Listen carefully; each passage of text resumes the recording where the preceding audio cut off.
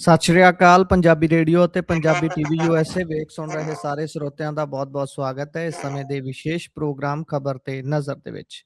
ਖਬਰ ਤੇ ਨਜ਼ਰ ਪ੍ਰੋਗਰਾਮ ਦੇ ਵਿੱਚ ਦੇਸ਼ ਵਿਦੇਸ਼ ਦੇ ਨਾਲ ਜੁੜੀਆਂ ਹੋਈਆਂ ਅਹਿਮ ਖਬਰਾਂ ਤੇ ਪਾਈਦਾ ਚਾਨਣਾ ਤੇ ਇਸ ਪ੍ਰੋਗਰਾਮ ਦੇ ਵਿੱਚ ਵਿਸ਼ੇਸ਼ ਤੌਰ ਤੇ ਸਾਡੇ ਨਾਲ ਸਾਥ ਹੁੰਦਾ ਹੈ ਸੀਨੀਅਰ ਪੱਤਰਕਾਰ ਮਿੰਟੂ ਗੁਰੂਸਰੀਆ ਜੀ ਦਾ। ਕਰਦੇ ਹਾਂ ਉਹਨਾਂ ਦਾ ਪ੍ਰੋਗਰਾਮ ਦੇ ਵਿੱਚ ਨਿੱਘਾ ਸਵਾਗਤ। ਬਹੁਤ-ਬਹੁਤ ਸਵਾਗਤ ਹੈ ਜੀ। ਸ਼ੁਕਰੀਆ ਸਾਰਿਆਂ ਨੂੰ। ਸਤਿ ਸ੍ਰੀ ਅਕਾਲ ਜੀ। ਸਤਿ ਸ਼੍ਰੀ ਅਕਾਲ ਜੀ। ਅੱਜ ਦੇ ਪ੍ਰੋਗਰਾਮ ਦੇ ਸਪਾਂਸਰਸ ਨੇ ਖਾਲਸਾ ਇੰਸ਼ੋਰੈਂਸ। ਲੰਬੇ ਸਮੇਂ ਤੋਂ ਇੰਸ਼ੋਰੈਂਸ ਦੇ ਖੇਤਰ ਦੇ ਵਿੱਚ ਸੇਵਾਵਾਂ ਨਿਭਾ ਰਹੇ ਨੇ। ਤੁਸੀਂ ਵੀ ਸੰਪਰਕ ਕਰ ਸਕਦੇ ਹੋ। ਨੰਬਰ ਹੈ 408-272-2500। ਟਿਰਕਿਆਣਾ ਇਮੀਗ੍ਰੇਸ਼ਨ ਲਾ ਫਰਮ। ਜੇ ਟਿਰਕਿਆਣਾ ਹੁਣਾਂ ਨਾਲ ਤੁਸੀਂ ਸੰਪਰਕ ਕਰ ਸਕਦੇ ਹੋ ਕਿਸੇ ਵੀ ਤਰ੍ਹਾਂ ਦੀ ਇਮੀਗ੍ਰੇਸ਼ਨ ਬਾਬਤ ਸਲਾਹ ਕਰਨ ਦੇ ਲਈ। Krishan Dhanota, Yuba City, Baljinder Singh Nijjar, Woodland GN lube ਵਾਲੇ ਟਰੱਕ ਵਾਸ਼ ਕਰਦੇ ਨੇ, ਆਇਲ ਚੇਂਜ ਕਰਦੇ ਨੇ, ਏਅਰ ਬ੍ਰੇਕਸ ਦਾ ਕੰਮ ਤਸੱਲੀ ਬਖਸ਼ ਕਰਦੇ ਨੇ। ਤੁਸੀਂ ਇਹਨਾਂ ਦੇ ਕੋਲੋਂ ਨਵੇਂ ਪੁਰਾਣੇ ਟਾਇਰ ਵੀ ਖਰੀਦ ਸਕਦੇ ਹੋ। ਲੋਕੇਸ਼ਨ ਸੈਂਟਾਨੇਲਾ ਦੀ ਹੈ। ਨਿੰਮਾ ਸਹੂਤਾ ਹੋਣਾ ਦਾ ਨੰਬਰ ਹੈ 209-277-0113। Jaswinder Singh Nagra, Roseville, Avtar Singh Sangha, Yuba City, Baldev Singh Kang, Yuba City. ਬਹੁਤ-ਬਹੁਤ ਧੰਨਵਾਦ ਹੈ ਸਾਰੇ ਸਪਾਂਸਰਸ ਦਾ। ਰੁਕ ਕਰੀਏ ਖਬਰਾਂ ਦਾ। ਮਿੰਟੂ ਜੀ, ਸਭ ਤੋਂ ਪਹਿਲੀ ਖਬਰ, ਜੰਗ ਦੇ ਅਸਰ ਨੇ ਹੁਣ ਪੂਰੇ ਤਰੀਕੇ ਦੇ ਨਾਲ ਕਹਿੰਦੇ ਚਪੇਟ 'ਚ ਤਾਂ ਸਭ ਨੂੰ ਹੀ ਲੈ ਲਿਆ ਤੇ ਪੰਜਾਬ ਦੇ ਵਿੱਚ, ਭਾਰਤ ਦੇ ਵਿੱਚ ਤੇਲ ਦੇ ਭਾਅ ਵਧਣ ਲੱਗੇ ਨੇ ਜਾਂ ਨਹੀਂ? ਬਿਲਕੁਲ ਬਿਲਕੁਲ ਬਿਲਕੁਲ ਗੁਰਪ੍ਰੀਤ, ਮੈਂ ਵਾਰ-ਵਾਰ ਕਹਿੰਦਾ ਸੀਗਾ ਕਿ ਅਸਲ ਦੇ ਵਿੱਚ ਜਿਹੜੇ ਲੋਕ ਜੰਗ ਕਰਦੇ ਆ, ਇਹ ਐਵੇਂ ਹੀ ਸਾਡੇ ਵਰਗਿਆਂ ਨੂੰ ਤੰਗ ਕਰਦੇ ਆ ਕਿ ਆਉਣ ਵਾਲੇ ਸਮੇਂ ਦੇ ਵਿੱਚ ਇਹਨਾਂ ਨੂੰ ਪਤਾ ਲੱਗੇਗਾ 20 ਤਰੀਕ ਤੋਂ ਬਾਅਦ ਇਸ ਜੰਗ ਦਾ ਸੇਕ ਆ ਜਿਹੜਾ ਉਹ ਹੌਲੀ ਹੌਲੀ ਹੌਲੀ ਹੌਲੀ ਸਭ ਨੂੰ ਆਪਣੀ ਜ਼ਦ 'ਚ ਲੈਣਾ ਸ਼ੁਰੂ ਕਰ ਦੇਗਾ। ਅੱਜ ਵੇਖੋ ਤੁਸੀਂ ਕਿ ਜਿਹੜਾ ਪ੍ਰੀਮੀਅਮ ਪੈਟਰੋਲ ਹੁੰਦਾ ਉਹ 2 ਰੁਪਏ ਤੇ ਜਿਹੜਾ ਜੀ। ਇੰਡਸਟਰੀਅਲ ਫਿਊਲ ਆ ਉਹ ਮੇਰੇ ਖਿਆਲ ਦੇ ਨਾਲ 25 ਵਧਾ ਦਿੱਤਾ ਗਿਆ ਹੈ। ਬਹੁਤ ਵੱਡੀ ਗੱਲ ਹੈ ਗੁਰਪ੍ਰੀਤ। ਤੇ ਇਹ ਮੈਂ ਇਹੀ ਮੰਨ ਕੇ ਚੱਲਦਾ ਸੀ, ਮੇਰਾ ਆਪਣਾ ਆਪ ਮੰਨਣਾ ਹੈ ਕਿ ਜਿੱਦਾਂ ਇਹ ਕੱਚੇ ਤੇਲ ਦੀਆਂ ਕੀਮਤਾਂ 150 ਪ੍ਰਤੀ ਬੈਰਲ ਡਾਲਰ 'ਚ ਇਹ ਜਿਵੇਂ ਹੀ ਵਧਣਗੀਆਂ ਉੱਥੋਂ ਤੱਕ ਪਹੁੰਚਣਗੀਆਂ, ਉਸ ਤੋਂ ਬਾਅਦ ਇੰਡੀਅਨ ਗਵਰਨਮੈਂਟ ਦੇ ਹੱਥ ਪੈਰ ਕੰਬਣ ਲੱਗ ਜਾਣਗੇ ਤੇ ਉਸ ਤੋਂ ਬਾਅਦ ਸਥਿਤੀ ਇਹਨਾਂ ਤੋਂ ਸੰਭਾਲਿਆ ਨਹੀਂ ਸੰਭਲਣੀ। ਔਰ ਕਮਾਲ ਦੀ ਗੱਲ ਆ ਕਿ ਸਾਡਾ ਮੱਥਾ ਜਿਹੜਾ ਉਹ ਪਹਿਲਾਂ ਹੀ ਠਣਕਦਾ ਸੀਗਾ ਜਿਸ ਵੇਲੇ ਇਹਨਾਂ ਨੇ ਸਟੇਬਲਾਈਜੇਸ਼ਨ ਫੰਡ 1 ਲੱਖ ਕਰੋੜ ਦਾ ਰੱਖਿਆ ਸੀ, ਕਿਉਂਕਿ ਕੁਝ ਦਿਨ ਪਏ ਸੀ ਵਿੱਤੀ ਵਰੇ ਦੇ ਵਿੱਚ ਤੇ ਤੁਸੀਂ ਮੈਕਸਿਮਮ 55,000 ਕਰੋੜ ਉਹਦਾ ਖਰਚ ਸਕਦੇ ਸੀਗੇ ਜੇ ਆਪਾਂ ਮੱਦਾਂ ਦਾ ਧਿਆਨ ਰੱਖੀਏ। ਤਾਂ ਉਦੋਂ ਹੀ ਮੱਥਾ ਠਣਕਿਆ ਸੀ ਕਾਦੇ ਲਈ? ਤਾਂ ਸ਼ਾਇਦ ਇਹਨਾਂ ਨੂੰ ਪਤਾ ਲੱਗ ਗਿਆ ਸੀਗਾ ਕਿ ਆਉਣ ਵਾਲੇ ਸਮੇਂ ਦੇ ਵਿੱਚ ਕੁਝ ਚੀਜ਼ਾਂ ਬੇਕਾਬੂ ਹੋ ਜਾਣਗੀਆਂ। ਤਾਂ ਖੈਰ ਗੱਲ ਇਹ ਆ ਕਿ ਇਸ ਵੇਲੇ ਆਪਾਂ ਜੇ ਗੱਲ ਪੰਜਾਬ ਦੀ ਕਰੀਏ ਤੇ ਪੰਜਾਬ ਦੇ ਵਿੱਚ ਹਾਲ ਫਿਲਹਾਲ ਪ੍ਰੀਮੀਅਮ ਪੈਟਰੋਲ ਦੀ ਕੀਮਤ ਵਧੀ ਹੈ। ਨਾਰਮਲ ਪੈਟਰੋਲ ਤੇ ਡੀਜ਼ਲ ਦਾ ਜਿਹੜਾ ਰੇਟ ਆ ਹਾਲੇ ਤੱਕ ਉਹ ਉਸੇ ਕੀਮਤ ਤੇ ਆ। ਨਵੇਂ ਰੇਟ ਜਿਹੜੇ ਉਹ ਕੱਲ ਸਵੇਰੇ ਯਾਨੀ ਇੰਡੀਆ ਦੇ ਸਵੇਰੇ ਜਦੋਂ ਅਪਡੇਟ ਹੋਣਗੇ ਤਾਂ ਫਿਰ ਆਪਾਂ ਨੂੰ ਪਤਾ ਲੱਗੇਗਾ। ਪਰ ਮੈਂ ਜਿਵੇਂ ਕਿਹਾ, ਮੇਰਾ ਮੰਨਣਾ ਸੀਗਾ ਕਿ ਜਿਵੇਂ ਹੀ ਕੀਮਤਾਂ 150 ਡਾਲਰ ਪ੍ਰਤੀ ਬੈਰਲ, ਤਾਂ ਅੱਜ ਤੁਸੀਂ ਵੇਖੋ ਸ਼ਾਇਦ 153 ਕਿ 56 ਤੱਕ ਪਹੁੰਚ ਚੁੱਕੀਆਂ ਸੀਗੀਆਂ। ਤਾਂ ਜੀ। ਹੁਣ ਦੇਖਣਾ ਹੋਏਗਾ ਕਿ ਪੂਰੇ ਸੂਬੇ ਦੇ ਵਿੱਚ ਜਿਹੜੇ ਇੱਕ ਤਰ੍ਹਾਂ ਨਾਲ ਕਹਿ ਲਓ ਕਿ ਲਗਭਗ 3.5 ਤੋਂ 4,000 ਦੇ ਦਰਮਿਆਨ ਪੈਟਰੋਲ ਪੰਪ ਹੋਣਗੇ, ਤਾਂ ਇਹਨਾਂ ਦੇ ਵਿੱਚ ਕਿੰਨੀ ਕੁ ਕਿੱਲਤ ਵੇਖਣ ਨੂੰ ਮਿਲੇਗੀ ਤੇ ਕਿੰਨਾ ਕੁ ਇਜ਼ਾਫਾ ਜਿਹੜਾ ਹੈ ਉਹ ਆਉਣ ਵਾਲੇ ਦਿਨਾਂ 'ਚ ਰੇਟਾਂ 'ਚ ਵੇਖਾਂਗੇ। ਤੇ ਇਹ ਤੋਂ ਬਾਅਦ ਸ਼ੁਰੂ ਹੋਏਗਾ ਮਹਿੰਗਾਈ ਦਾ ਤਾਂਡਵ। ਮੈਂ ਤਾਂਡਵ ਕਹਿ ਰਿਹਾ, ਮਹਿੰਗਾਈ ਇੰਨਾ ਤਾਂਡਵ ਕਰੇਗੀ ਇੰਡੀਆ 'ਚ ਜੇ ਇਹ ਜੰਗ ਹੋਰ ਲੰਮਾ ਖਿੱਚਿਆ ਜਾਂਦਾ। ਜੰਗ ਅੱਜ ਵੀ ਮੁੱਕ ਜਾਵੇ ਗੁਰਪ੍ਰੀਤ, ਜੀ। ਜੰਗ ਅੱਜ ਹੀ ਖਤਮ ਹੋ ਜਾਏ ਤਦ ਵੀ ਇਹਦਾ ਅਸਰ ਮਹੀਨਿਆਂ ਬੱਧੀ ਰਹਿਣਾ ਹੈ। ਇਸ ਕਰਕੇ ਮੇਰੇ ਖਿਆਲ ਦੇ ਨਾਲ ਆਉਣ ਵਾਲੇ ਦਿਨਾਂ ਦੇ ਵਿੱਚ ਹੁਣ ਸਾਨੂੰ ਤਿਆਰ ਰਹਿਣਾ ਪਵੇਗਾ, ਲੰਗੋਟ ਕੱਸ ਲੈਣਾ ਪਵੇਗਾ। ਕਿਹਦੇ ਨਾਲ? ਮਹਿੰਗਾਈ ਦੇ ਨਾਲ ਕੁਸ਼ਤੀ ਕਰਨ ਲਈ। ਤਾਂ ਆਮ ਜੀ। ਬੰਦੇ ਵਾਸਤੇ ਇਹ ਬਹੁਤ ਮੇਰੇ ਖਿਆਲ ਦੇ ਨਾਲ ਚੇਤਾਉਣ ਵਾਲੀ ਖਬਰ ਹੈ ਜਾਂ ਘਬਰਾਟੇ ਪਾਉਣ ਵਾਲੀ ਖਬਰ ਆ ਕਿ ਆਉਣ ਵਾਲਾ ਸਮਾਂ ਜਿਹੜਾ ਉਹ ਜਿਵੇਂ ਕਹਿੰਦੇ ਨਾ, ਆਉਣ ਵਾਲਾ ਟਾਈਮ ਤੇਰੇ ਬਾਈ ਦਾ, ਕੋਈ ਬਾਈ ਬੂਈ ਦਾ ਟਾਈਮ ਨਹੀਂ ਹੈ ਇੱਥੇ। ਤੇ ਕਹਿ ਲਓ ਕਿ ਬਾਈ ਤੁਹਾਡੀ ਜੇਬ ਨੂੰ ਘਸਾਈ ਦਾ ਟਾਈਮ ਆ ਜਾਣਾ। ਬਹਰਹਾਲ ਜੰਗ ਦੇ ਖੇਤਰ ਤੋਂ ਆਪਾਂ ਜੇ ਵੇਖੀਏ ਕੁਝ ਅਪਡੇਟਸ ਅੱਜ ਨਾਟੋ ਦੇਸ਼ਾਂ ਨੂੰ ਫੇਰ ਟੁੱਟ ਕੇ ਪੈ ਗਿਆ ਚਾਚਾ ਟਰੰਪ। ਤਾਂ ਜੀ, ਇੱਥੋਂ ਤੱਕ ਕਿ ਕਾਇਰ ਕਹਿ ਦਿੱਤਾ ਇਹਨਾਂ ਨੂੰ। ਪਰ ਜੀ, ਗ੍ਰੀਨਲੈਂਡ ਤੇ ਕਬਜ਼ੇ ਦੀਆਂ ਗੱਲਾਂ ਤੇ ਫਲਾਂ ਟਮਕਾਂ ਉਹ ਇਹਨਾਂ ਨੇ ਆਪ ਹੀ ਕੀਤੀਆਂ, ਤੇ ਆਪ ਹੀ ਹੁਣ ਤੁਸੀਂ ਹਿਸਾਬ ਲਾ ਲਓ ਕਿ ਕੀ ਕੁਝ ਚੱਲ ਰਿਹਾ। ਇਰਾਨ ਜੰਗ ਦੇ ਵਿੱਚ ਕਹਿੰਦੇ ਕਿ ਨਾਟੋ ਨੇ ਇਰਾਕ ਤੋਂ ਆਪਣੇ ਕਰਮਚਾਰੀ ਜਿਹੜੇ ਆ ਉਹ ਹਟਾਏ ਵੀ ਆ। ਇਹ ਵੀ ਖਬਰ ਜਿਹੜੀ ਹੈ ਉਹ ਆ ਰਹੀ ਸੀਗੀ। ਪੀਐਮ ਮੋਦੀ ਗੱਲਬਾਤ ਕਰ ਰਹੇ ਆ ਬਹਿਰੀਨ ਦੇ ਕਿੰਗ ਦੇ ਨਾਲ ਵੀ ਉਹਨਾਂ ਦੀ ਗੱਲਬਾਤ ਹੋਈ ਆ। ਤੇ ਈਰਾਨ ਨੇ ਇੱਕ ਵੱਡਾ ਦਾਅਵਾ ਕੀਤਾ, ਕਹਿੰਦੇ ਕਿ ਖਰਗ ਆਈਲੈਂਡ ਤੋਂ ਤੇਲ ਦੀ ਸਪਲਾਈ ਜਿਹੜੀ ਆ ਉਹ ਜਾਰੀ ਆ, ਕੋਈ ਇਹਦੇ ਤੇ ਅਸਰ ਨਹੀਂ ਹੋਇਆ। ਤਾਂ ਖੈਰ ਇਹ ਕੁਝ ਵੱਡੀਆਂ ਖਬਰਾਂ ਨੇ ਗੁਰਪ੍ਰੀਤ, ਪਰ ਆਪਣਾ ਤਾਂ ਮੇਨ ਕਨਸਰਨ ਹੈ ਕਿ ਇਹ ਜੰਗ ਕਦੋਂ ਖਤਮ ਹੋਏਗਾ। ਬਸ ਇੱਕੋ ਬਿਲਕੁਲ, ਗੱਲ ਤੇ ਹੀ ਸਾਡੀ ਨਿਗਾਹ ਜਿਹੜੀ ਆ ਉਹ ਬਣੀ ਹੋਈ ਆ। ਜਦੋਂ ਤੱਕ ਇਹ ਜੰਗ ਖਤਮ ਨਹੀਂ ਹੋਏਗਾ ਸੁੱਖ ਦਾ ਸਾਹ ਨਹੀਂ ਆ ਸਕਦਾ। ਤੇ ਬਾਕੀ ਜਿਹੜੀ ਗੱਲ ਆ ਕਿ ਹੁਣ ਜਿਵੇਂ ਹੀ ਕੱਚੇ ਤੇਲ ਦੀਆਂ ਕੀਮਤਾਂ ਕੰਟਰੋਲ ਤੋਂ ਬਾਹਰ ਚਲੇ ਜਾਣਗੀਆਂ, ਤਾਂ ਮੇਰੇ ਖਿਆਲ ਦੇ ਨਾਲ ਇੰਡੀਆ ਦੀ ਜਿਹੜੀ ਆਰਥਿਕਤਾ ਪਹਿਲਾਂ ਹੀ ਬਦਹਾਲ ਸੀ, ਉਹਦੇ ਵਿੱਚ ਤੇ ਮੈਨੂੰ ਲੱਗਦਾ ਕਿ ਇੰਨਾ ਨਿਗਾਰਾ ਆ ਜਾਏਗਾ ਗੁਰਪ੍ਰੀਤ, ਕਿ ਸਾਲਾਂ ਤੱਕ ਇਹਦੀ ਰਿਕਵਰੀ ਕਰਨੀ ਬਹੁਤ ਔਖੀ ਹੋ ਜਾਏਗੀ। ਤੁਸੀਂ ਦੇਖੋ ਕੱਲ ਹੀ ਹੁਣ ਉਹਨਾਂ ਕੀ ਹੈ, ਤੁਸੀਂ ਜੇ ਡਾਲਰ ਨੂੰ ਦੇਖੋਗੇ ਰੁਪਈਏ ਦੇ ਮੁਕਾਬਲੇ, ਤਾਂ ਮੈਂ ਦੁਪਹਿਰੇ ਦੇਖ ਰਿਹਾ ਸੀਗਾ 93 ਪੁਆਇੰਟ ਸ਼ਾਇਦ 24 ਸੀ, ਹੁਣ ਪਤਾ ਨਹੀਂ ਕੀ ਰੇਟ ਹੈ ਇਸ ਵੇਲੇ। ਤਾਂ ਇਹ ਕੀ ਆ ਕਿ ਜਿਵੇਂ ਜਿਵੇਂ ਕੱਚੇ ਤੇਲ ਦੀਆਂ ਕੀਮਤਾਂ ਵਧਣਗੀਆਂ, ਇੰਡੀਆ ਦੇ ਵਿੱਚੋਂ ਕੀ ਹੋਏਗਾ ਕਿ ਜਿਹੜਾ ਰੁਪਈਆ ਡਾਲਰ ਦੇ ਵੱਟੇ ਆਉਣਾ ਜਾਣਾ ਹੁੰਦਾ ਹੈ, ਉਹ ਜਦੋਂ ਉਹਦੀ ਹਾਲਤ ਠੀਕ ਨਹੀਂ ਹੋਏਗੀ ਤਾਂ ਡਾਲਰ ਮਹਿੰਗਾ ਹੋਏਗਾ। ਤਾਂ ਇਟ ਮੀਨ ਦੋ ਵੱਡੇ ਨੁਕਸਾਨ ਹੋਣਗੇ, ਤੁਹਾਡਾ ਇੰਪੋਰਟ ਬਿੱਲ ਵੱਧਦਾ ਤੁਰਿਆ ਜਾਏਗਾ, ਸੈਕੰਡ ਤੁਹਾਡਾ ਐਕਸਪੋਰਟ ਹੁਣ ਘਟਦਾ ਤੁਰਿਆ ਜਾਏਗਾ। ਦੁਰਾ ਝਟਕਾ ਤੇ ਤੀਰਾ ਝਟਕਾ ਕਿ ਕੱਲ ਹੀ ਇਨਵੈਸਟਰਸ ਦੇ ਲਗਭਗ 12.5 ਲੱਖ ਕਰੋੜ ਰੁਪਏ ਸਵਾਹ ਹੋ ਗਏ ਸਨ। ਤੋਂ ਬਹੁਤ ਹੀ ਵੱਡੇ ਝਟਕੇ ਲੱਗ ਰਹੇ ਨੇ ਇੰਡੀਅਨ ਗਵਰਨਮੈਂਟ। ਹੁਣ ਦੇਖੋ ਕਿੰਨਾ ਕੁ ਇਹਦੇ ਨਾਲ ਲੜ ਸਕਦੀ ਹੈ, ਪਰ ਅੰਤ ਨੂੰ ਲੜਨਾ ਤੇ ਪੈਣਾ ਲੋਕਾਂ ਨੂੰ, ਜਨਤਾ ਨੂੰ। ਤਾਂ ਜਨਤਾ ਇਸ ਲੜਾਈ ਦੇ ਵਿੱਚ ਕਿੰਨਾ ਕੁ ਪਿਸਦੀ ਆ ਗੁਰਪ੍ਰੀਤ, ਇਹਦੇ ਬਾਰੇ ਅੰਦਾਜ਼ਾ ਲਾਉਣਾ, ਕਿਆਫਾ ਲਾਉਣਾ ਹੀ ਸੰਭਵ ਨਹੀਂ ਹੈ ਫਿਲਹਾਲ। ਬਿਲਕੁਲ, ਬਿਲਕੁਲ। ਤੁਸੀਂ ਡਾਲਰ ਦੀ ਇਸ ਸਮੇਂ ਮੌਜੂਦਾ ਸਥਿਤੀ ਦੀ ਗੱਲ ਕੀਤੀ ਸੀ। ਭਾਰਤੀ ਰੁਪਈਏ ਦੇ ਮੁਕਾਬਲੇ ਡਾਲਰ ਦੀ ਇਸ ਸਮੇਂ ਦੀ ਵੈਲਿਊ ਹੈਗੀ ਹੈ ਜੀ 93.69 ਭਾਵ 69 93.69 ਰੁਪਏ ਪ੍ਰਤੀ 1 ਡਾਲਰ ਦੀ ਪਾਉਂਡ ਗਿਣਤੀ। ਵੀ 125 ਤੇ ਪਹੁੰਚਿਆ ਪਿਆ। ਤੇ ਇਹਦਾ ਮਤਲਬ ਹੈ ਕਿ ਕਰੰਸੀ ਜਿਹੜੀ ਸਾਡੀ ਕਰੰਸੀ ਹੈ ਉਹਦੇ ਵਿੱਚ ਮਤਲਬ ਕਿ ਗਿਰਾਵਟ ਜਿਹੜੀ ਆ ਉਹ ਨਿਰੰਤਰ ਇਸੇ ਕਰਕੇ ਆ। ਹੁਣ ਰੌਲਾ ਇਹ ਵੀ ਹੁੰਦਾ ਹੈ ਨਾ ਕਿ ਜਿਵੇਂ ਜਿਵੇਂ ਤੁਹਾਡਾ ਬਾਜ਼ਾਰ ਬਦਹਾਲ ਹੁੰਦਾ ਹੈ, ਸਾਡਾ ਜਿਹੜਾ ਆਪਾਂ ਦੇਖੀਏ ਜੋ ਸਾਡੇ ਇੱਥੇ ਆਉਂਦੀ ਹੈ, ਚਾਹੇ ਉਹ ਫੋਰਨ ਡਾਇਰੈਕਟ ਇਨਵੈਸਟਮੈਂਟ ਹੋਵੇ ਜਾਂ ਸਾਡੀ ਦੂਸਰੀ ਇਨਵੈਸਟਮੈਂਟ ਹੋਵੇ, ਬਾਹਰੀ ਇਨਵੈਸਟਮੈਂਟ, ਉਹਦੇ ਚ ਕੀ ਹੈ ਕਿ ਇਨਵੈਸਟਰ ਜਿਹੜੇ ਆ ਉਹ ਪੈਸਾ ਕੱਢਣਾ ਸ਼ੁਰੂ ਕਰ ਦਿੰਦੇ ਆ। ਤਾਂ ਬਹਰਹਾਲ ਬਿਲਕੁਲ। ਸਾਡੇ ਲਈ ਝਟਕੇ ਤੇ ਝਟਕੇ ਹੀ ਆ, ਕਿਉਂਕਿ ਬਹੁਤ ਵੱਡੀ ਰਕਮ ਜਿਹੜੀ ਬਾਹਰਲੇ ਇਨਵੈਸਟਰ ਸੀਗੇ ਉਹਨਾਂ ਨੇ ਪਿਛਲੇ ਦਿਨਾਂ ਦੇ ਵਿੱਚ ਨਿਕਾਸੀ ਦੇ ਰੂਪ ਚ ਕੱਢ ਲਈ ਆ। ਜੀ, ਰੁੱਖ ਕਰਦੇ ਹਾਂ ਹੁਣ ਪੰਜਾਬ ਦਾ। ਮੁੱਖ ਮੰਤਰੀ ਸਾਹਿਬ ਕਹਿੰਦੇ ਵੀ ਕੋਰਟ ਦਾ ਰੁੱਖ ਕਰਾਂਗਾ। ਕਿਸ ਮਾਮਲੇ ਦੀ ਗੱਲ ਕਰ ਰਹੇ ਨੇ? ਵੈਸੇ ਪਹਿਲਾਂ ਕੋਰਟ 'ਚ ਗਿਆ ਕਿਹੜਾ ਇਹਨਾਂ ਨੂੰ ਬਹੁਤ ਸੁੱਖ ਮਿਲ ਗਏ ਨੇ। ਪਹਿਲਾਂ ਆਰਡੀਐਫ ਫੰਡ ਲੈਣ ਕਹਿੰਦੇ ਕੋਈ ਸੰਘਰਸ਼ ਨਹੀਂ ਕਰਨਾ, ਕੋਰਟ ਚਲੇ ਗਏ ਸੀ। ਕੋਰਟਾਂ ਦੇ ਫਿਰ ਤੁਹਾਨੂੰ ਪਤਾ ਹੀ ਹੈ ਝੰਜਟ ਕਿਹੋ ਜਿਹੇ ਹੁੰਦੇ ਨੇ। ਹੁਣ ਇਹ ਕੋਰਟ 'ਚ ਜ਼ਿਆਦਾ ਯਕੀਨ ਦਿਖਾਉਂਦੇ ਨੇ। ਵੈਸੇ ਚਲੋ ਹਰੇਕ ਬੰਦੇ ਨੂੰ ਕਾਨੂੰਨ 'ਚ ਯਕੀਨ ਰੱਖਣਾ ਚਾਹੀਦਾ। ਖੈਰ, ਕਿਸ ਮਾਮਲੇ 'ਚ ਕਹਿ ਰਹੇ ਨੇ ਸਾਡੇ ਮੁੱਖ ਮੰਤਰੀ ਸਾਹਿਬ ਵੀ ਭਾਈ ਮੈਂ ਤਾਂ ਜਾਊਂ ਕੋਰਟ? ਹਾਂਜੀ ਦੇਖੋ, ਇਹਨਾਂ ਨੇ ਐਲਾਨ ਕੀਤਾ ਹੈ ਕਿ ਅਸੀਂ ਰਾਜਸਥਾਨ ਤੋਂ ਰਾਇਲਟੀ ਲੈਣ ਦੇ ਮਾਮਲੇ ਦੇ ਵਿੱਚ ਅਦਾਲਤ ਦਾ ਰੁਖ ਕਰਾਂਗੇ। ਤੇ ਤੁਸੀਂ ਜਿਹੜੀ ਗੱਲ ਕਹੀ ਆ ਬਿਲਕੁਲ ਦਰੁਸਤ ਆ ਕਿ ਜੇ ਕੋਈ ਕੋਰਟ ਦੇ ਵਿੱਚ ਪਹੁੰਚ ਕਰਨਾ ਚਾਹੁੰਦਾ ਤਾਂ ਭਾਈ ਰੋਕਿਆ ਕਿਸਨੇ ਹੈ? ਕੋਰਟ ਦੇ ਵਿੱਚ ਜਾਣਾ ਸਭ ਦਾ ਅਧਿਕਾਰ ਆ।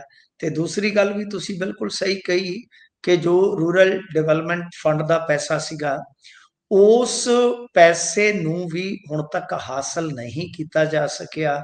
ਇਹਨਾਂ ਨੇ ਉਸ ਵੇਲੇ ਵੀ ਆਖਿਆ ਸੀਗਾ ਕਿ ਭਾਈ ਸਾਡਾ ਜਿਹੜਾ ਪੈਸਾ ਹੈ ਉਹ ਅਸੀਂ ਹੁਣ ਕੋਰਟ ਦੇ ਥਰੂ ਵਸੂਲ ਕਰ ਲਵਾਂਗੇ। ਭਾਈ ਅਸਲ 'ਚ ਅੱਜ ਕੀ ਆ ਕਿ ਪ੍ਰੈਸ ਕਾਨਫਰੰਸ ਕਰ ਰਹੇ ਸਨ ਇਹ ਆਪਣੀ ਰਿਹਾਇਸ਼ ਤੇ।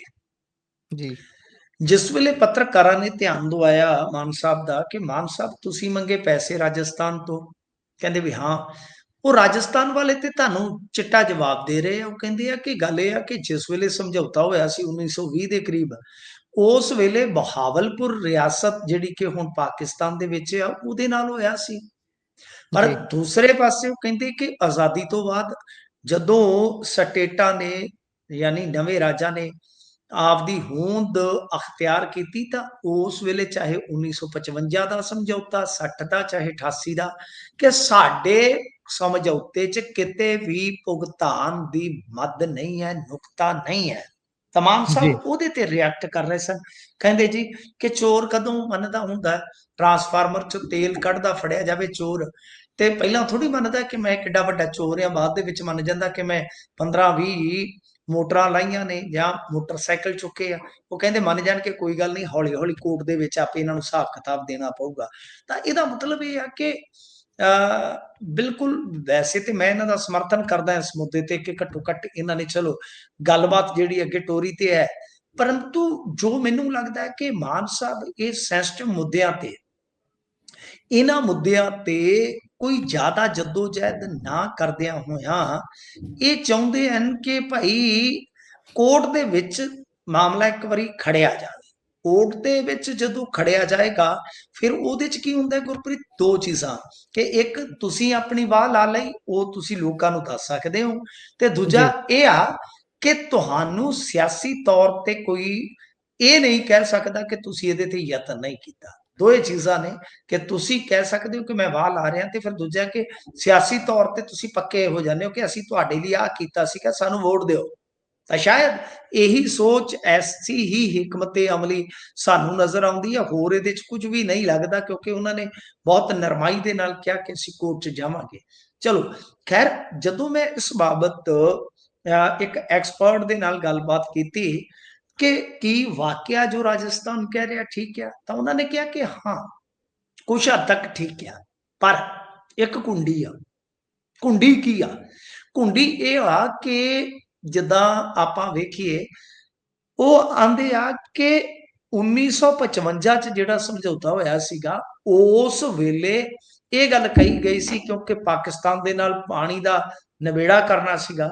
ਉਸ ਜੀ, ਵੇਲੇ ਕਾਹਲੀ ਦੇ ਵਿੱਚ ਜਿਹੜਾ ਸਮਝੌਤਾ ਸਾਈਨ ਕੀਤਾ ਗਿਆ, ਉਹਦੇ ਚ ਕਿਹਾ ਗਿਆ ਸੀਗਾ ਕਿ ਆਪਾਂ ਭੁਗਤਾਨ ਦੀ ਸੈਟਲਮੈਂਟ ਬਾਅਦ ਚ ਕਰ ਲਵਾਂਗੇ। ਪਰ ਹੋਇਆ ਜੀ, ਕਿ ਪੁਨਰਗਠਨ ਐਕਟ ਦੀ ਜਿਹੜੀ 78 ਧਾਰਾ ਹੈ, ਉਹਦੇ ਵਿੱਚ ਕੀ ਹੋਇਆ ਕਿ ਉਸਨੇ ਦੂਜੇ ਜਿਹੜੇ ਪਿਛਲੇ ਸਮਝੌਤੇ ਸਨ, ਉਹ ਸਾਰੇ ਸੁਪਰਸੀਡ ਕਰਤੇ।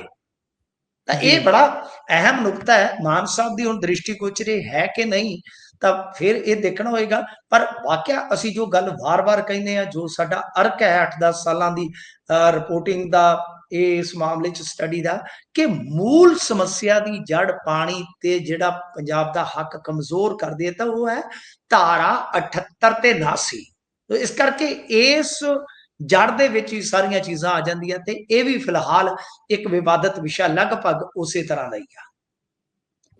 ਜੀ, ਵਿਵਾਦ ਖੜਾ ਹੋ ਗਿਆ, ਸਿਆਸੀ ਸਕੋਰ ਸੈੱਟ ਹੋ ਗਿਆ ਤੇ ਮਾਨ ਸਾਹਿਬ ਹੁਣੀ ਅਗਲੇ ਮੁੱਦੇ ਵੱਲ ਨਿਕਲ ਤੁਰਨਾ। ਵੈਸੇ ਤਾਂ ਅੱਜ ਇਹ ਵੀ ਕਹਿ ਰਹੇ ਸੀ ਵੀ ਭਾਈ, ਜੇਕਰ ਹਸਪਤਾਲ ਦੇ ਅੰਦਰ ਕੋਈ ਦਵਾਈ ਨਹੀਂ ਹੈਗੀ ਤਾਂ ਉੱਥੇ ਬੈਠੇ ਡਾਕਟਰ ਦੀ ਜ਼ਿੰਮੇਵਾਰੀ ਹੈ, ਉਹਨੇ ਲਿਆ ਕੇ ਦੇਣੀ ਹੈ। ਤੇ ਖੈਰ ਮੈਂ ਉਹੀ ਕਿਆ ਸੋਚ ਬਾਤ ਹੈ ਰਿਹਾ ਜੀ, ਸੀ। ਕਿਆ ਬਾਤ ਹੈ। ਬਿਲਕੁਲ, ਬਿਲਕੁਲ। ਉਹਨਾਂ ਨੂੰ ਕਹਿਣਾ ਚਾਹੀਦਾ ਸੀ ਫਿਰ ਤੁਹਾਡੀ ਵੀ ਜ਼ਿੰਮੇਵਾਰੀ ਬਣਦੀ ਹੈ, ਭਾਵੇਂ ਤੁਸੀਂ ਸਵਿਸ ਬੈਂਕ ਲੁੱਟ ਕੇ ਲਿਆਓ, ਤੁਸੀਂ ਵੀ ਸਰਕਾਰ ਦੀ ਆਰਥਿਕਤਾ ਠੀਕ ਕਰੋ, ਇਹ ਵੀ ਤੁਹਾਡੀ ਜ਼ਿੰਮੇਵਾਰੀ ਬਣਦੀ ਹੈ। ਜਾਂ ਤੁਹਾਡੀ ਸਵਿਟਜ਼ਰਲੈਂਡ ਜ਼ਿੰਮੇਵਾਰੀ। ਵਾਲਾ ਬੈਂਕ ਲੁੱਟ ਲਿਆਓ। ਬਿਲਕੁਲ, ਬਿਲਕੁਲ। ਅੱਗੇ ਵਧੀਏ ਤਾਂ ਆਪ ਦਾ ਇੱਕ ਹੋਰ ਸਰਪੰਚ ਕਾਬੂ ਆ ਗਿਆ ਜੀ। ਅੱਜ ਕਿਹੜਾ ਚੰਨ ਚਾੜ ਗਏ ਨੇ। ਹਾਂਜੀ, ਨਹੀਂ, ਇਹਨਾਂ ਦੇ ਸਰਪੰਚਾਂ ਨੂੰ ਤੇ ਮੈਨੂੰ ਲੱਗਦਾ ਕਿ ਕੋਈ ਟੂਣਾ ਕਰ ਗਿਆ, ਜੇ ਮੈਂ ਤੁਹਾਨੂੰ ਸਿੱਧੀ ਗੱਲ ਦੱਸਾਂ। ਸਾੜ ਸੱਤੀ ਕਿਸੇ ਲੱਗ ਦਿਨ ਗਈ ਕੋਈ, ਨੇ। ਕਿਸੇ ਦਿਨ ਕੋਈ।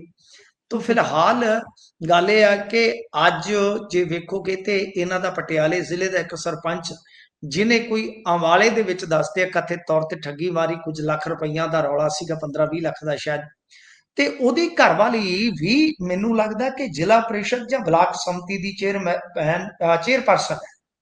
ਇਹ ਵੀ ਇੰਟਰਸਟਿੰਗ ਹੈ। ਤੋਂ ਗੱਲ ਗੁਰਪ੍ਰੀਤ ਫੇਰ ਪਹੁੰਚੋ ਕਿ ਉੱਥੇ ਆ ਜਾਂਦੀ ਆ। ਤੁਸੀਂ ਵੇਖੋ ਹਾਲੇ ਕੋਟ ਹਿਰਦੇ ਰਾਮ ਵਾਲੇ ਉਹ ਲੱਭਦਾ ਕਿੰਨਾ ਰੌਲਾ ਪਿਆ, ਉਹ ਨਹੀਂ ਨਿਬੜਿਆ। 4.25 ਕਿਲੋ ਸਮਾਨ ਦੇ ਨਾਲ, ਪਾਊਡਰ ਦੇ ਨਾਲ ਫੜਿਆ ਗਿਆ ਸੀ। ਉਸ ਤੋਂ ਪਹਿਲਾਂ ਕਲਸੀਆਂ ਕਲਾਂ ਵਾਲਾ ਸਰਪੰਚ ਫੜਿਆ ਗਿਆ ਸੀ, ਪੰਮਾ ਸ਼ਾਇਦ ਉਹਦਾ ਨਾਮ ਆ। ਇਸ ਤਰ੍ਹਾਂ ਮਤਲਬ ਕਿ ਲਗਾਤਾਰ ਹੀ ਕਿਸੇ ਕਹਾਣੀਆਂ ਜਿਹੜੀਆਂ ਨੇ ਉਹ ਇਹਨਾਂ ਦੀਆਂ ਚੱਲ ਰਹੀਆਂ। ਇਧਰੋਂ ਇਹਨਾਂ ਦਾ ਦਿਲਸ਼ੇਰ ਅੱਜ ਝਾੜੂ ਖਿਲਾਰ ਗਿਆ। ਜੇ ਮੈਂ ਤੁਹਾਨੂੰ ਦੱਸਾਂ, ਅੱਜ ਬੜੀ ਵੱਡੀ ਰੈਲੀ ਇਹਨਾਂ ਨੇ ਕੀਤੀ ਆ, ਸੁਖਬੀਰ ਬਾਦਲ ਹੋਰਾਂ ਨੇ, ਤਰਨ ਤਾਰਨ। ਉੱਥੇ ਕੀ ਆ ਕਿ ਇਹਨਾਂ ਦੇ ਜਿਹੜੇ ਆਮ ਆਦਮੀ ਪਾਰਟੀ ਦੇ ਕੁਝ ਸਰਪੰਚ, ਬਲਾਕ ਸੰਮਤੀ ਮੈਂਬਰ, ਜ਼ਿਲ੍ਹਾ ਪ੍ਰੀਸ਼ਦ ਮੈਂਬਰ ਉਹ ਪਾਰਟੀ ਛੱਡ ਗਏ ਤੇ ਦਿਲਸ਼ੇਰ ਇਹਨਾਂ ਦਾ ਬੜਾ ਤਕੜਾ ਵਰਕਰ ਸੀਗਾ ਮਾਝੇ ਦੇ ਵਿੱਚ, ਮਤਲਬ ਕਿ ਜਿਵੇਂ ਕੱਟੜ ਕਹਿ ਲਓ, ਜਿਵੇਂ ਇਹ ਕਹਿੰਦੇ ਹੁੰਦੇ ਨਾ ਕੱਟੜ ਇਮਾਨਦਾਰ, ਤਾਂ ਕੱਟੜ ਭੰਬੱਕੜ ਜਿਹੜੇ ਪੰਜਾਬ ਦੇ ਸੀ ਉਹਨਾਂ ਦੇ ਵਿੱਚੋਂ ਦਿਲਸ਼ੇਰ ਸੀ। ਤਾਂ ਉਹਨੇ ਸਟੇਜ ਤੇ, ਮੰਚ ਤੇ ਜਦੋਂ ਅਕਾਲੀ ਦਲ ਜੁਆਇਨ ਕੀਤਾ ਤਾਂ ਝਾੜੂ ਖਿਲਾਰਿਆ, ਤਾਂ ਉਹਨੇ ਕਿਹਾ ਕਿ ਅਸੀਂ ਇਹਨੂੰ ਜੋੜਿਆ ਸੀ, ਅਸੀਂ ਹੁਣ ਖਿਲਾਰਾਂਗੇ। ਮਤਲਬ ਕਿ ਆਮ ਆਦਮੀ ਪਾਰਟੀ ਵਾਸਤੇ ਘੱਟੋ ਘੱਟ ਮਾਝੇ ਤੋਂ ਚੰਗੇ ਸੰਕੇਤ ਨਹੀਂ ਆ ਰਹੇ ਪਿਛਲੇ 2-3 ਦਿਨਾਂ ਚ। ਲਗਾਤਾਰ ਜੇ ਤੁਸੀਂ ਵੇਖੋਗੇ ਤਾਂ ਅਸਤੀਫਿਆਂ ਦੀ ਝੜੀ ਲੱਗ ਰਹੀ ਆ। ਤਾਂ ਇਹ ਕਿਤੇ ਨਾ ਕਿਤੇ ਹੁਣ ਇਹਨਾਂ ਨੂੰ ਸੋਚਣਾ ਪਵੇਗਾ। ਤੇ ਦੂਸਰੇ ਪਾਸੇ ਜੇ ਆਪਾਂ ਵੇਖੀਏ ਤਾਂ ਇਹਨਾਂ ਦੇ ਬੰਦੇ ਬਦਨਾਮੀ ਵੀ ਦੱਬ ਕੇ ਖੱਟ ਰਹੇ ਆ, ਉਹ ਸਗੋਂ ਤੇਜ਼ ਹੋ ਗਏ ਨੇ। ਮੈਨੂੰ ਲੱਗਦਾ ਵੀ ਸਰਕਾਰ ਦਾ ਥੋੜਾ ਸਮਾਂ ਰਹਿ ਗਿਆ ਕਿ ਜਿੰਨਾ ਕਰ ਹੁੰਦਾ ਕਰ ਲਓ ਬਈ, ਦਵਾ ਦਵ ਖਿੱਚ ਲਿਓ ਕੰਮ, ਕੀ ਪਤਾ ਕੱਲ ਨਾ ਮਖਾਲਦਾ। ਪਰ ਫਿਲਹਾਲ ਆਪਾਂ ਕਹੀਏ ਕਿ ਇਹਨਾਂ ਦੀਆਂ ਬਦਨਾਮੀਆਂ ਹੀ ਬਦਨਾਮੀਆਂ। ਜਿਵੇਂ ਪੰਜਾਬ ਦੇ ਵਿੱਚ ਧੁੰਦ ਪਈ ਮਾਰਚ ਦੇ ਵਿੱਚ, ਸਾਰੇ ਹੈਰਾਨ ਹੋ ਗਏ, ਯਕਦਮ ਇਹਨਾਂ ਸਰਪੰਚਾਂ ਦੇ ਕਿਸੇ ਜਿਵੇਂ ਛਾ ਗਏ, ਸੁਰਖੀਆਂ ਬਣ ਗਏ, ਤਾਂ ਸਾਰੇ ਹੈਰਾਨ ਹੋ ਗਏ ਉਤਰਾ ਕਿ ਆਹ ਕੀ ਚੱਲ ਪਿਆ ਯਾਰ। ਬਿਲਕੁਲ ਰੰਗ ਦਿਖਾ ਰਹੇ ਨੇ ਉਹ, ਜਿੱਦਾਂ ਕਹਿੰਦੇ ਹੁੰਦੇ ਹੁੰਜਾ ਫੇਰ ਜਿੱਤ ਤੇ ਹੁੰਜਾ ਫੇਰ ਕਮਾਈ ਕਰਨ ਨੂੰ ਵੱਲ ਨੂੰ ਤੁਰੇ ਹੋਏ ਨੇ। ਖੈਰ, ਸਾਬਕਾ ਤੇ ਮੌਜੂਦਾ ਸਿਹਤ ਮੰਤਰੀ ਆਮੋ ਸਾਹਮਣੇ ਕਿਹੜੇ ਗੱਲੋਂ ਹੋ ਗਏ ਜੀ? ਦੇਖੋ, ਸਾਬਕਾ ਸਿਹਤ ਮੰਤਰੀ ਹੋ ਗਏ ਬਲਬੀਰ ਸਿੱਧੂ ਜੀ, ਇਹ ਮੋਹਾਲੀ ਵਾਲੇ, ਤੇ ਮੌਜੂਦਾ ਕੌਣ ਹੋ ਗਏ? ਡਾਕਟਰ ਬਲਬੀਰ ਪਟਿਆਲੇ ਵਾਲੇ। ਅੱਛਾ, ਇਹਨਾਂ ਦਾ ਕੀ ਰੌਲਾ ਆ, ਥੋੜਾ ਜਿਹਾ ਆਪਾਂ ਤਫਸੀਲ ਦੇ ਵਿੱਚ ਜਾਣੇ ਆ। ਕਪੂਰਥਲਾ ਮੈਡੀਕਲ ਕਾਲਜ ਬਣਾਉਣ 'ਚ ਜਿਹੜੀ ਲਾਗਤ ਆ ਰਹੀ ਆ, ਉਹਦੇ ਭਾਰੀ ਫਰਕ ਨੂੰ ਬਲਬੀਰ ਸਿੰਘ ਹੋਰਾਂ ਨੇ ਬੀਤੇ ਦਿਨੀ ਸਪਸ਼ਟ ਕੀਤਾ ਸੀਗਾ।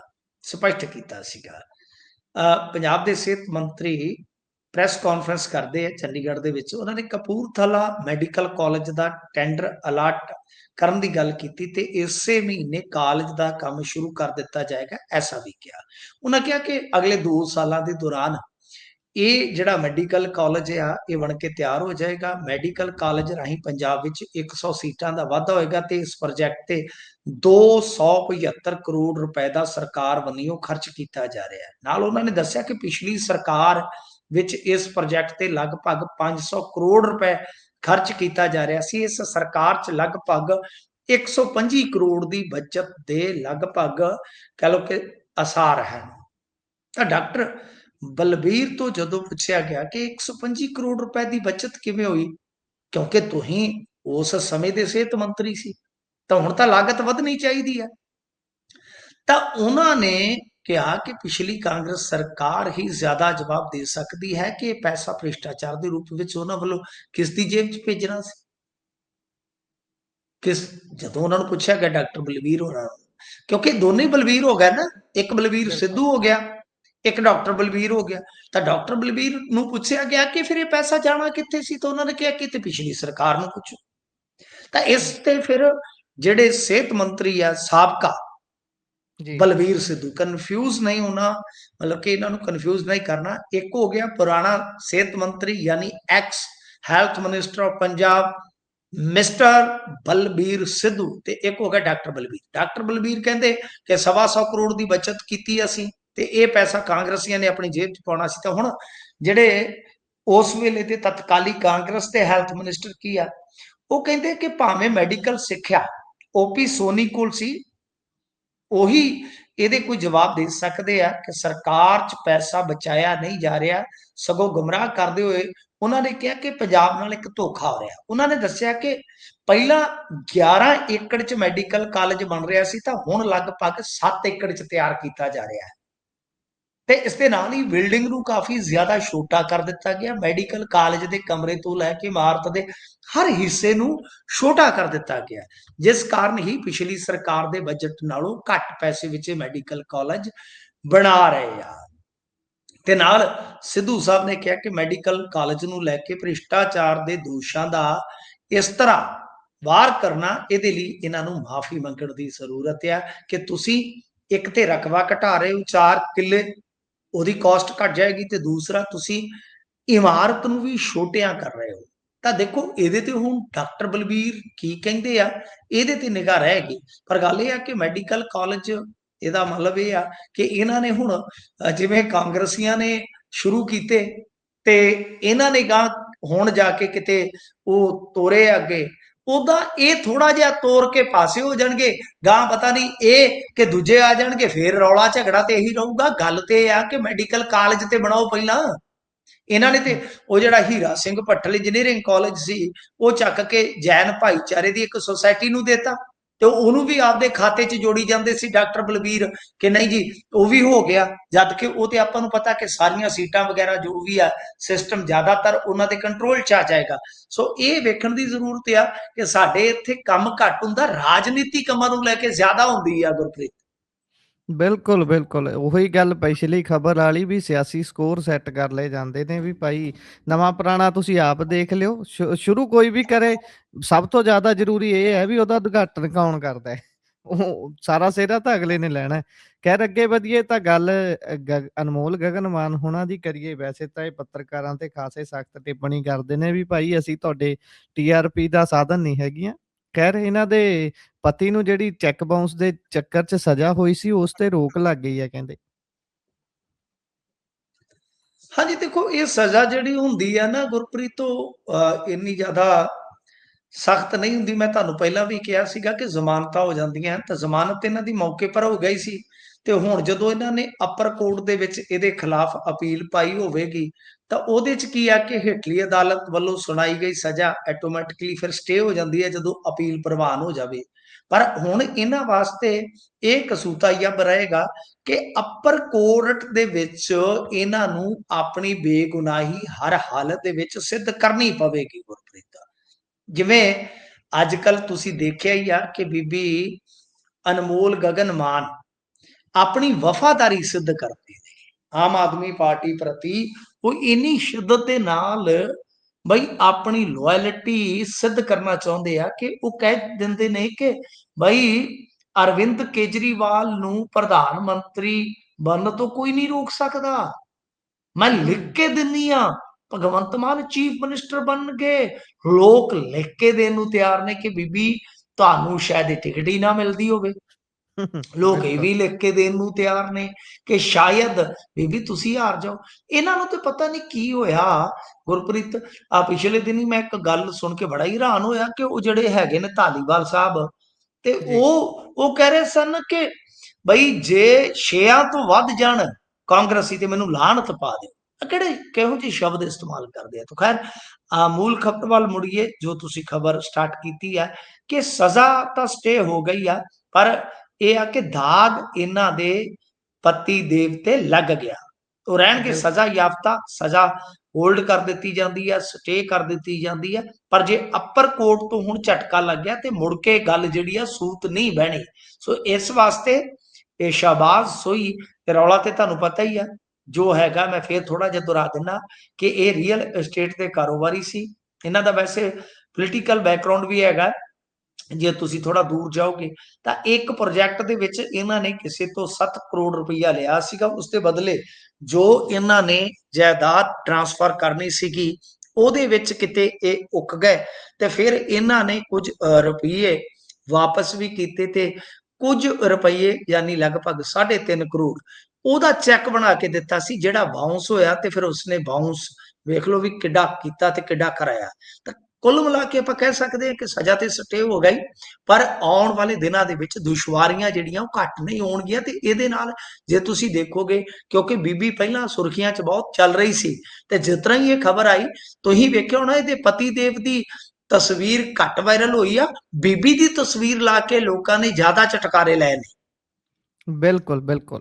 ਤੇ ਅੱਗੇ ਵਧੀਏ, ਉਧਰ ਹਾਈ ਕੋਰਟ ਨੇ NHAI ਤੋਂ ਰੋਡ ਮੈਪ ਮੰਗਿਆ ਹੈ। National highway authority of India. ਇਹ ਰੁੱਖ ਵਗੈਰਾ ਕੱਟਣ ਦਾ ਮਾਮਲਾ ਹੈ ਜੀ ਕਹਿੰਦੇ। ਹਾਂਜੀ ਬਿਲਕੁਲ, ਇੱਕ ਪ੍ਰੋਜੈਕਟ ਹੈ ਨਾ ਜਿਹੜਾ ਉਹ ਜ਼ੀਰਕਪੁਰ ਵਾਲਾ ਹੈ। ਤੁਸੀਂ ਵੇਖੋਗੇ ਉਹ ਜਿਹੜਾ ਬਾਈਪਾਸ ਆ, ਸ਼ਾਇਦ ਤੁਸੀਂ ਵੇਖਿਆ ਹੋਵੇ, ਜੇ ਨਹੀਂ ਤਾਂ ਜਿਨ੍ਹਾਂ ਨੇ ਵੇਖਿਆ ਉਹਨਾਂ ਨੂੰ ਸਮਝ ਆ ਜਾਏਗੀ ਕਿ ਜ਼ੀਰਕਪੁਰ ਬਹੁਤ ਰੁੱਝਿਆ ਹੋਇਆ ਬਾਈਪਾਸ ਆ, ਤਾਂ ਉਹਨੂੰ 6 ਲੇਨ ਕੀਤਾ ਜਾ ਰਿਹਾ ਹੈ। ਤਾਂ ਉਹਦੇ ਵਾਸਤੇ ਇਹ ਗਏ ਸਨ 3495 ਯਾਨੀ 3500 ਰੁੱਖ ਕੱਟਣ ਦੀ ਮਨਜ਼ੂਰੀ ਵਾਸਤੇ। ਤਾਂ ਇਹਦੇ ਤੇ ਹਾਈ ਕੋਰਟ ਨੇ ਕਿਹਾ ਕਿ ਪੰਜਾਬ ਜਿਹਾ ਰਾਜ ਜਿਹਦੇ ਵਿੱਚ ਪਹਿਲਾਂ ਹੀ ਜਿਹੜਾ ਜੰਗਲਾਤ ਆ ਬਹੁਤ ਸੀਮਤ ਆ, ਹਜ਼ਾਰਾਂ ਰੁੱਖਾਂ ਦੀ ਕਟਾਈ ਜਿਹੜੀ ਆ ਉਸਨੂੰ ਹਲਕੇ 'ਚ ਨਹੀਂ ਲਿਆ ਜਾ ਸਕਦਾ। ਅਦਾਲਤ ਨੇ ਸਪਸ਼ਟ ਕੀਤਾ ਕਿ ਕਰੀਬ 3500 ਰੁੱਖਾਂ ਦੀ ਕਟਾਈ ਜਿਹੜੀ ਆ ਉਹ ਜੋ ਵਾਤਾਵਰਨ ਸੰਤੁਲਨ ਆ ਉਹਦੇ ਤੇ ਗੰਭੀਰ ਅਸਰ ਪਾ ਸਕਦੀ ਆ। ਤੇ ਕੋਰਟ ਦੇ ਵਿੱਚ ਇਹਨਾਂ ਨੇ ਹਾਲਾਂਕਿ ਪੂਰਾ ਬਿਊਰਾ ਜਿਹੜਾ ਉਹ ਜਮ੍ਹਾਂ ਕਰਵਾ ਦਿੱਤਾ। 4 ਲੇਨ ਤੇ 6 ਲੇਨ ਲਈ ਜਿਹੜੇ ਰੁੱਖ ਕੱਟੇ ਜਾਣੇ ਆ ਉਹਦੀ ਸਾਰੀ ਜਾਣਕਾਰੀ, ਸਾਈਟ ਦੀ ਤਸਵੀਰ, ਗੂਗਲ ਇਮੇਜ ਵਗੈਰਾ ਜਿਹੜੇ ਆ ਉਹ ਦਿੱਤੇ ਨੇ। ਤਾਂ ਗੱਲ ਇਹ ਆ ਕਿ ਜੇ ਤੁਸੀਂ ਦੇਖੋਗੇ ਗੂਗਲ ਇਮੇਜ ਤੇ ਸਵਾਲ ਚੁੱਕਦੇ ਆ, ਕਿਆ ਕਿ ਇਹ ਜਿਹੜੀ ਜ਼ਮੀਨ ਆ ਇਹਦੇ ਤੇ 2 ਸੜਕਾਂ ਤੇ ਇੱਕ ਨਹਿਰ ਨਜ਼ਰ ਆ ਰਹੀ ਆ, ਜਿਹਦੇ ਵਿੱਚ ਇਹ ਸਪਸ਼ਟ ਨਹੀਂ ਹੁੰਦਾ ਕਿ ਇਹ ਜਿਹੜਾ ਤੁਸੀਂ ਵਣੀਕਰਨ ਕਰਨਾ ਹੈ, ਮਤਲਬ ਕਿ ਜੰਗਲਾਤ ਲਾਉਣਾ ਹੈ, ਇਹਨੂੰ ਕਿਵੇਂ ਕਰੋਗੇ? ਕੋਰਟ ਨੇ ਪੁੱਛਿਆ ਕਿ ਜਿਸ ਜ਼ਮੀਨ ਨੂੰ ਪ੍ਰਤੀਪੂਰਕ ਜੰਗਲਾਤ ਲਈ ਦਿਖਾਇਆ ਗਿਆ, ਕੀ ਉੱਥੇ ਪਹਿਲਾਂ ਰੁੱਖਾਂ ਦੀ ਕਟਾਈ ਹੋ ਚੁੱਕੀ ਆ? ਜੇਕਰ ਐਸਾ ਹੈ ਤਾਂ ਉਸ ਜ਼ਮੀਨ ਨੂੰ ਦੁਬਾਰਾ ਤੁਸੀਂ ਕਿਵੇਂ ਇਹਦੇ ਲਈ ਬਣ ਸਕਦੇ ਹੋ ਕਿ ਹਾਂ ਭਾਈ ਉੱਥੇ ਲਾਉਣੇ, ਕਿਉਂਕਿ ਉੱਥੋਂ ਰੁੱਖ ਤਾਂ ਤੁਸੀਂ ਪਹਿਲਾਂ ਕੱਟੇ ਆ, ਤੇ ਹੋਣ ਵਾਲੇ ਕੱਟਿਆਂ ਨੂੰ ਜੇ ਤੁਸੀਂ ਉੱਥੇ ਲਾ ਕੇ ਤੇ ਭਰਪਾਈ ਦੇ ਰੂਪ 'ਚ ਦਰਸਾ ਦਿਓ ਤੇ ਗੱਲ ਕਿਵੇਂ ਬਣੇਗੀ?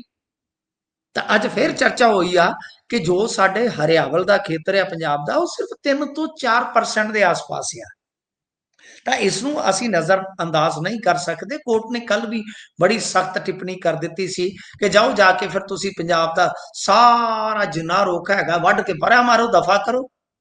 ਕਿਉਂਕਿ ਜੀ, ਪੰਜਾਬ ਸਰਕਾਰ ਵੀ ਉੱਥੇ ਪਹੁੰਚੀ ਹੋਈ ਆ ਨਾ, ਫਤਿਹਗੜ੍ਹ ਸਾਹਿਬ ਦੇ ਵਿੱਚ ਰੁੱਖਾਂ ਨੂੰ ਕੱਟਣ ਦੀ ਮਨਜ਼ੂਰੀ ਲੈਣ ਵਾਸਤੇ। ਅਤੇ ਇਸ ਤੋਂ ਇਲਾਵਾ ਖੁਦ ਜੰਗਲਾਤ ਕਾਰਪੋਰੇਸ਼ਨ, ਤੁਸੀਂ ਮੰਨੋਗੇ 60-65 ਹਜ਼ਾਰ ਰੁੱਖਾਂ ਦੀ ਕਟਾਈ ਦੀ ਉੱਥੇ ਇਜਾਜ਼ਤ ਲੈਣਾ ਪੜ ਗਿਆ। ਮਤਲਬ ਕਿ ਉਹਨੇ ਲਾਉਂਦੇ ਨਹੀਂ ਜਿੰਨੇ ਝਟਕਾਉਂਦੇ ਆ।